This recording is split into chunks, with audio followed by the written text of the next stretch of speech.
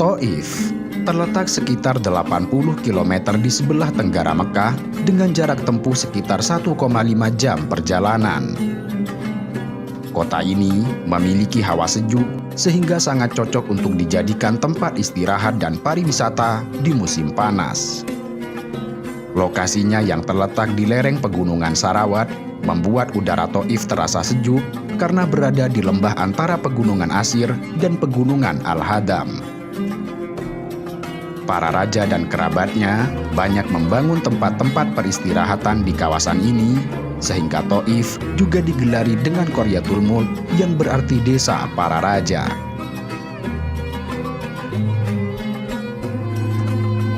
Thaif menjadi sebuah kota yang tampak berbeda dengan kawasan Mekah dan sekitarnya yang terlihat tandus dan gersang dengan hamparan pasir gunung dan bebatuan. Kota Thaif justru diberkahi dengan tanah subur, kendati komposisi bebatuan lebih mendominasi. Dengan kesuburan yang dimilikinya, kota Thaif terkenal dengan kekayaan produk pertanian.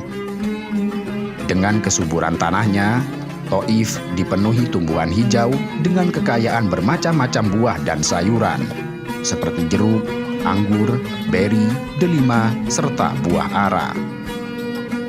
Sampai saat ini, buah-buahan dan sayuran di kota Mekah dipasok dari Thaif.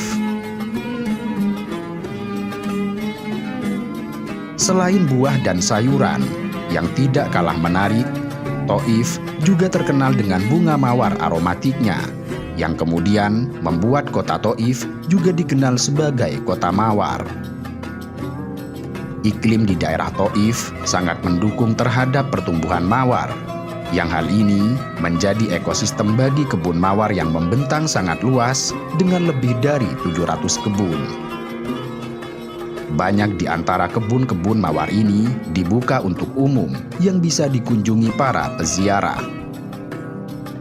Setiap musim semi, penduduk Thaif akan memetik, memanen dan menyuling sekitar 300 juta bunga mawar yang telah mekar.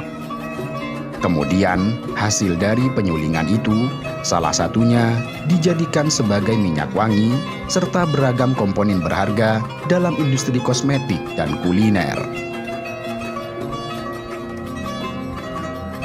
Seperti kota pegunungan pada umumnya, Thaif juga diselimuti oleh kabut dan hawa sejuk yang melahirkan ketenangan serta pemandangan yang memanjakan mata, terutama di lereng timur pegunungan Sarawat dengan iklim yang terbilang stabil. Hal ini tidak lepas dengan ketinggiannya yang berada di sekitar 1.700 meter di atas permukaan laut. Kesejukan itu kemudian bertambah manakala menuju ke daerah pedesaan di bagian selatan yang menjadi pusat pertanian, yang berada pada ketinggian 2.400 meter di atas permukaan laut.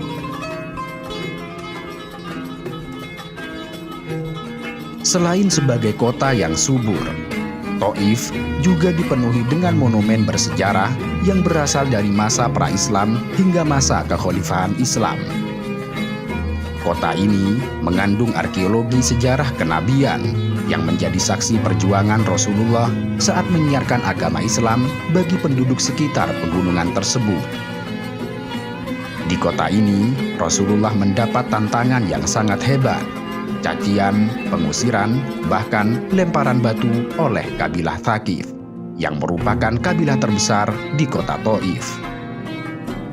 Kala itu, kota Thaif dihuni oleh orang-orang kaya dan para pemuka kaum Quraisy dari Bani Thaqif yang membangun istana-istananya di kawasan ini.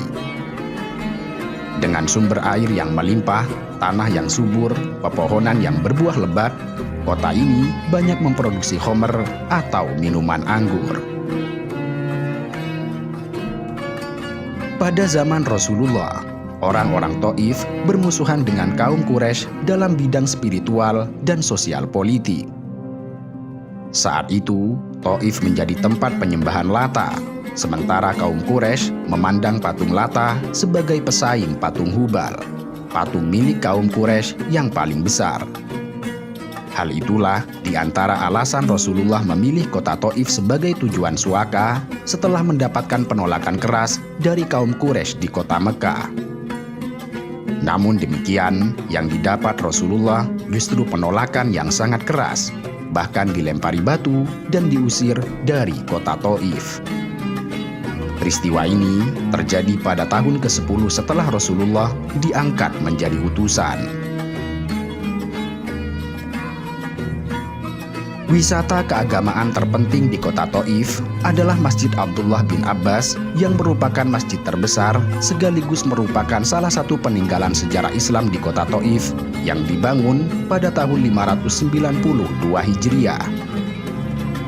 Dinamakan Masjid Abdullah bin Abbas karena lokasinya yang dekat dengan makam sahabat Abdullah bin Abbas. Dalam sejarah penaklukan Taif, tempat ini menjadi titik akhir dalam perjalanan Rasulullah dalam mengejar kaum musyrik yang lari dari Hunain. Mereka mengunci pintu gerbang dan melakukan perlawanan. Bahkan 12 sahabat gugur sebagai syahid. Akhirnya Rasulullah mengepung mereka selama kurang lebih 18 hari dan mendirikan tenda. Kemudian tempat di mana tenda Rasulullah berdiri tersebut, kini berdirilah sebuah masjid bernama Masjid Abdullah bin Al-Abbas.